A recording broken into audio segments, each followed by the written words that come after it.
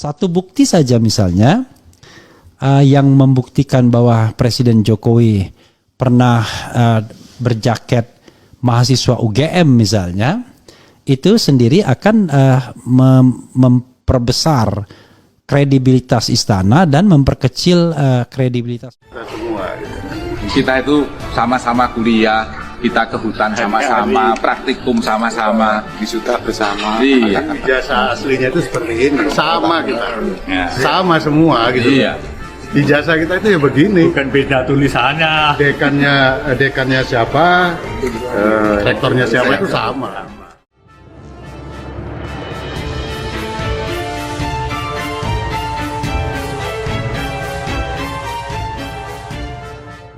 Assalamualaikum warahmatullahi wabarakatuh. Salam sejahtera untuk kita semua, salam budaya.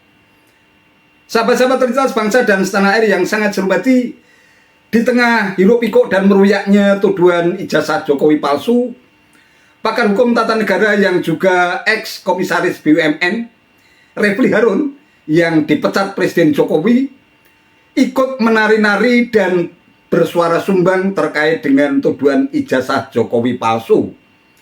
Ia pun ikut meragukan keaslian ijazah Presiden Jokowi, terutama yang diperoleh dari UGM. Menurutnya satu hal yang bisa mengurangi keraguan kalau Jokowi benar-benar pernah kuliah di UGM adalah saat Jokowi mengenakan jaket alma mater. Hal itu menurut Refli Harun bisa meningkatkan kredibilitas Jokowi.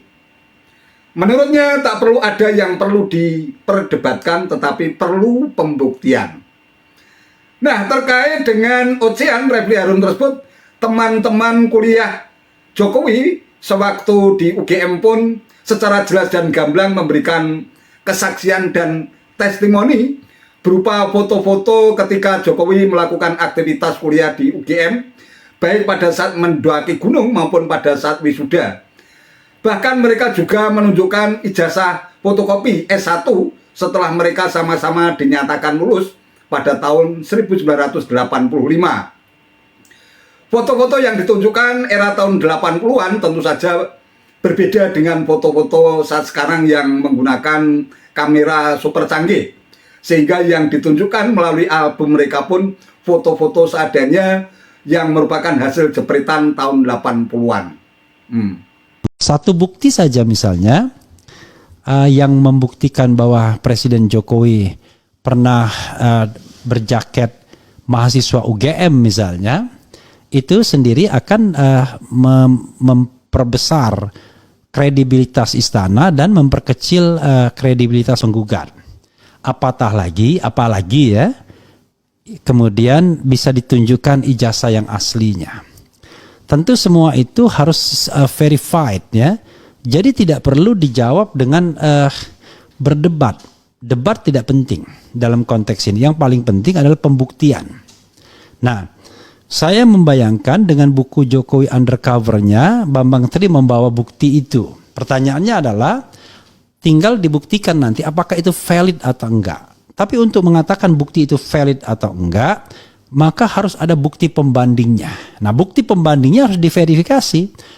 Merupakan sebuah bukti yang bisa dipertanggungjawabkan, bukan hasil rekayasa, tetapi betul-betul bukti yang memang ada dan ya begitulah adanya. Tidak dibuat atau bersifat post factum. As simple as that. Semudah itu saudara sekalian ya. Jadi aneh kalau kita harus berdebat panjang-panjang soal ini. Seandainya memang kita ingin mencari informasi yang benar. Tapi kalau seandainya kita ingin cuman uyel-uyelan, debat sana, debat kemari, nggak karuan, di satu sisi menggunakan kesempatan untuk menghina misalnya, tapi di sisi lain ada kekuasaan menggunakan kesempatan untuk mengkriminalkan, wah gawat kita. Kita tidak pernah mencari substansi, mencari kebenaran.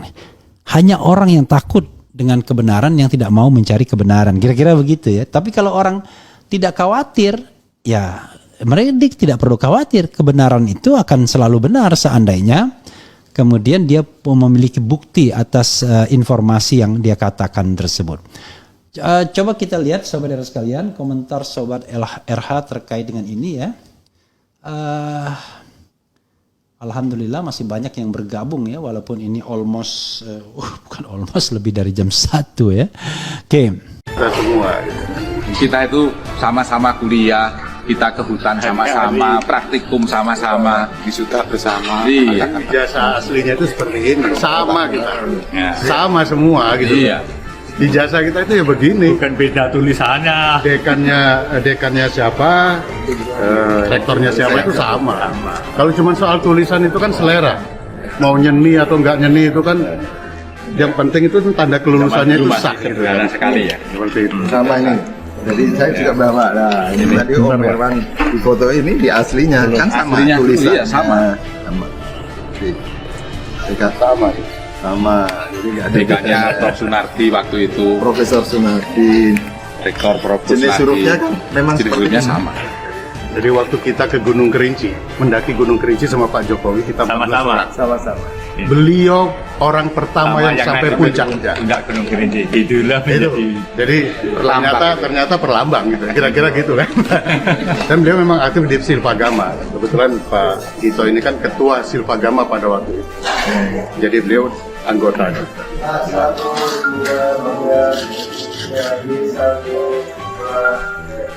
Pagi hari ini saya ke Jogja, kemudian mampir ke Ambarukmo, ini ketemu dengan teman-teman saya mahasiswa, ada yang dulu di perhutani, ada sekarang yang guru dosen, swasta, ada yang di pupuk, ada yang dosen, swasta, di dinas, ini macam-macam yang ini apa pas hari ini kumpul saya ketemu tapi juga hanya sebentar. Ya. Izin Bapak, tadi apa saja yang diperlihatkan oleh teman-teman Bapak? Apanya?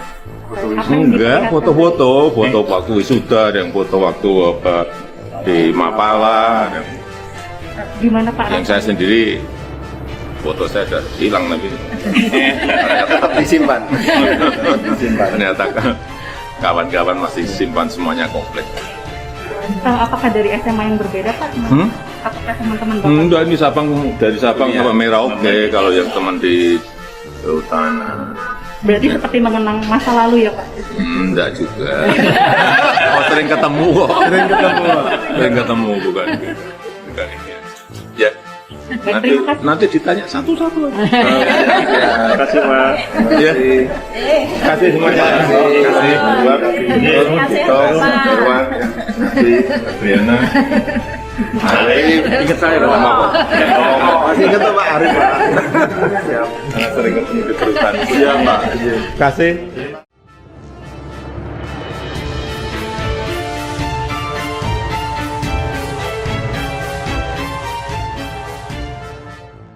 Sahabat-sahabat cerita sebangsa dan setanah air yang sangat saya hormati, mengapa ijazah Presiden Jokowi justru mereka persoalkan? Menurut dugaan saya hal ini karena memang sulit untuk bisa menemukan dosa dan kesalahan Presiden Jokowi. Kalau kita mengacu pada ketentuan pada konstitusi, seorang presiden itu bisa dimakzulkan apabila memenuhi beberapa unsur, diantaranya adalah melakukan pengkhianatan terhadap negara, melakukan korupsi, melakukan penyuapan, melakukan tindak pidana berat lainnya atau melakukan perbuatan tercela, dan garis miring atau pendapat bahwa presiden tidak lagi memenuhi syarat sebagai presiden. Nah, tampaknya para pembenci Presiden Jokowi dan mereka yang tergabung dalam barisan sakit hati sehingga membentuk kelompok oposisi parlemen jalanan yang sudah kemaruk kekuasaan itu sangat sulit untuk bisa menemukan apakah Presiden Jokowi itu telah melakukan pengkhianatan terhadap negara, tidak ketemu. Melakukan korupsi, tidak juga ketemu. Tindak pidana berat lainnya, apalagi. Atau melakukan perbuatan tercela, juga nonsen. Akhirnya mereka mencoba untuk mencari celah yang lain, yaitu bahwa Presiden Jokowi tidak memenuhi syarat sebagai seorang presiden karena dugaan ijazah palsu. Nah, itulah yang menarik. Padahal dari sisi hukum manapun, mereka yang menuduh bahwa ijazah Presiden Jokowi itu palsu sudah menjadi narapidana, yaitu Bambang Trimulyono. Ia pernah divonis selama 3 tahun penjara pada tahun 2017 yang silam ketika ia dilaporkan terkait dengan bukunya Jokowi Undercover Jilid 1 yang divonis selama 3 tahun penjara karena dianggap menimbulkan sentimen kebencian terhadap kelompok lain. Keluar dari penjara bukannya jera, Bambang Trimulyono justru juga untuk meyakinkan publik melakukan mubahalah dengan Ustadz Sugiknur Raharja atau yang acap disapa Gus Nur. Setelah melalui persidangan, akhirnya mereka dinyatakan terbukti bersalah dan masing-masing divonis 6 tahun penjara. Kemudian ada juga upaya dari tim penasihat hukumnya untuk melakukan banding di Pengadilan Tinggi Jawa Tengah di Semarang, dan akhirnya hukumannya berkurang dari 6 tahun menjadi 4 tahun, tetapi ini tidak lantas berarti mengurangi beban kesalahan yang telah dilakukan oleh Bambang Trimulyono dan Sugiknur. Nah, tampaknya sentimen kebencian yang sudah begitu akut terhadap Presiden Jokowi, mereka memanfaatkan tuduhan tanpa bukti yang sudah nyata-nyata dinyatakan sebagai kesalahan yang salah menurut hukum, justru dijadikan sebagai rujukan bagi para pembenci Jokowi. Mereka pun tak henti-hentinya untuk menggunakan kasus dugaan ijazah palsu Presiden Jokowi ini sebagai syarat pemakzulan, yaitu dianggap tidak memenuhi syarat sebagai seorang presiden. Mungkin inilah satu-satunya senjata, satu-satunya alat yang bisa digunakan untuk mendowngrade, mendelegitimasi sekaligus memakzulkan Presiden Jokowi. Padahal kalau kita lihat rekam jejak seorang Bambang Trimulyono sendiri, dari lingkungan terdekatnya, dari keluarga, dari penuturan kakak kandungnya, Bambang Trimulyono sesungguhnya bukan orang yang memiliki hati yang baik. Dilansir dari tribunjateng.com pada tanggal 3 Januari 2017, Endang yang merupakan kakak sulung Bambang Trimulyono menyatakan bahwa adik bungsunya tersebut sudah lama mengidolakan sosok Prabowo Subianto. Ia mengidolakan mantan Danjen Kopassus tersebut lantaran perhatiannya terhadap nasib petani, nelayan, dan orang terpinggirkan lainnya. Oleh karena itu pada kontestasi Pilpres 2014 yang silam, Bambang Trimulyono mati-matian mendukung Prabowo Subianto. Masih menurut Endang, dalam kaca Bambang Trimulyono, dalam Pilpres 2014 saat itu seharusnya yang menang adalah Prabowo Subianto, bukan ex-wali kota Solo dan ex-gubernur DKI Jakarta Jokowi. Endang pun juga sempat mengingatkan bahwa pada kenyataannya yang menang dan yang menjadi Presiden Indonesia saat ini adalah Jokowi dan menganggap sang adik sudah bisa menerimanya. Namun apa yang terjadi? Endang justru terkejut karena adiknya itu tetap melanjutkan proyek penulisan bukunya yang berjudul Jokowi Undercover. Menurut pengakuannya, Bambang Tri menulis buku tersebut karena ingin membuat sesuatu yang berbeda.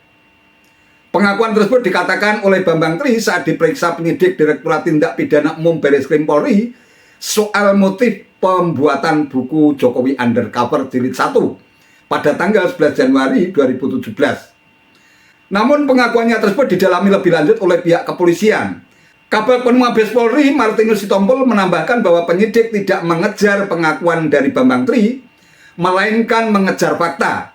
Pihaknya tidak langsung mempercayai begitu saja pernyataan Bambang Trimulyono dan tetap melakukan cross-check dari apa yang pernah disampaikan oleh Bambang Tri. Sementara itu, Kapolri yang saat itu masih dipegang oleh Jenderal Tito Karnavian mengungkapkan bahwa Bambang Tri tidak lulus S1, melainkan hanya lulusan SMA. Setelah lulus dari SMA Negeri 1 Madura pada tahun 1988, Bambang Tri melanjutkan studinya ke Undip, Universitas Diponegoro Semarang, mengambil jurusan peternakan. Ia hanya bertahan selama 2 semester lantaran tidak betah di Undip. Kemudian ia mengikuti tes masuk perguruan tinggi kembali dan diterima di Universitas Jenderal Sudirman atau UNSUD pada Fakultas Pertanian. Lebih lanjut, kakak sulung Bambang Tri, Endang menyatakan bahwa sebenarnya di UNSUD dirinya hanya tinggal skripsi saja, tetapi tidak diselesaikan. Sebelum menulis buku Jokowi Undercover, Bambang pernah menulis beberapa buku tentang ketuhanan dan bekerja di sebuah surat kabar. Tidak hanya menulis buku, Bambang Tri juga sempat bekerja di sebuah surat kabar dan juga sering mengirimkan tulisannya ke media massa. Hanya saja Bambang Tri tidak suka jika karya tulisnya banyak diedit atau direvisi oleh orang lain. Oleh karena itu, ia memutuskan untuk keluar dan tidak bekerja lagi di bidang media. Selain itu, Endang juga menyatakan bahwa ia sendiri juga jarang mengobrol berlama-lama dengan adiknya itu, Bambang Tri Mulyono.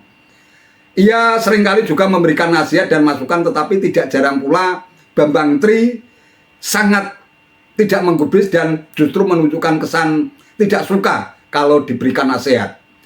Selain itu, Bambang Tri memang dikenal sebagai sosok yang tertutup, jarang sekali mengungkapkan apa yang sedang dialami dan dirasakannya kepada orang lain.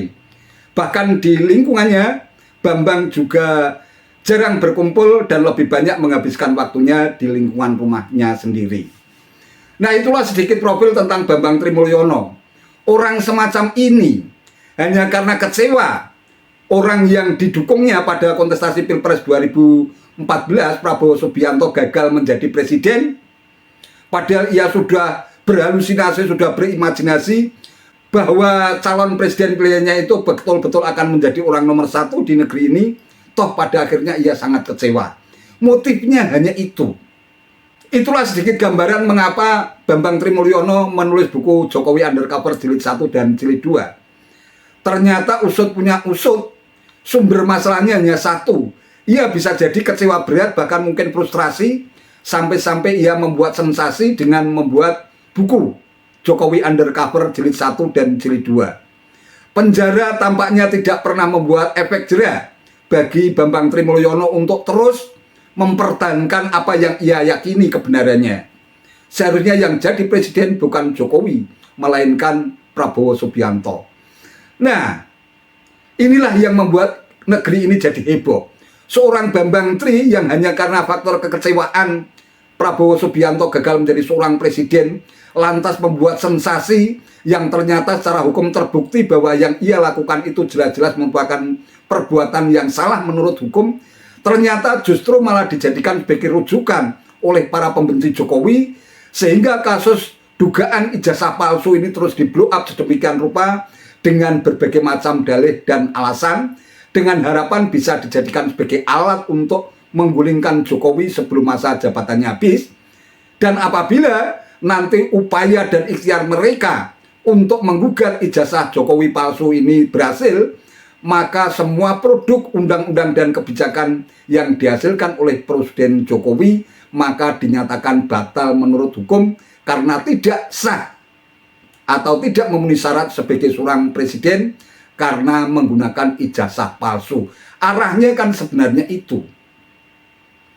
Jadi seandainya diberikan testimoni, keterangan yang benar, bukti-bukti yang kuat dan akurat bahwa Presiden Jokowi benar-benar tidak memiliki ijazah palsu, tidak menggunakan ijazah palsu untuk mengikuti kontestasi politik, baik saat menjadi wali kota Solo, gubernur DKI, lebih-lebih saat menjadi presiden. Dan tentu saja KPU yang menjadi penyelenggara pemilu tentu saja tidak akan begitu gegabah untuk meloloskan seorang kandidat apabila memang secara administratif tidak memenuhi syarat. Ini sudah teruji dari level wali kota, kemudian gubernur sampai presiden. Kok masih tega-teganya mempersoalkan ijazah Presiden Jokowi itu palsu? Ini kan sumplak namanya. Mereka hanya sekedar cari-cari alasan, hanya sekedar untuk bisa menjadikan ijazah Presiden Jokowi palsu ini sebagai upaya untuk menggulingkan Presiden Jokowi.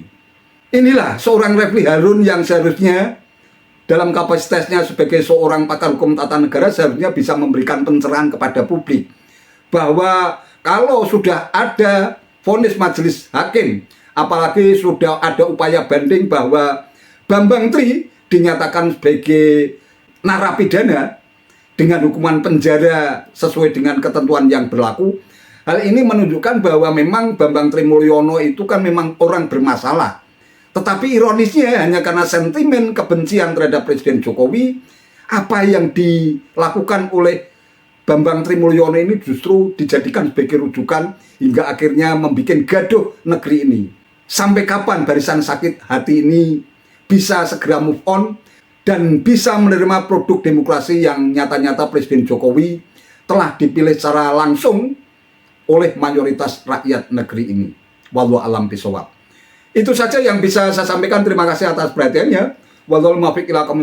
Wassalamualaikum warahmatullahi wabarakatuh.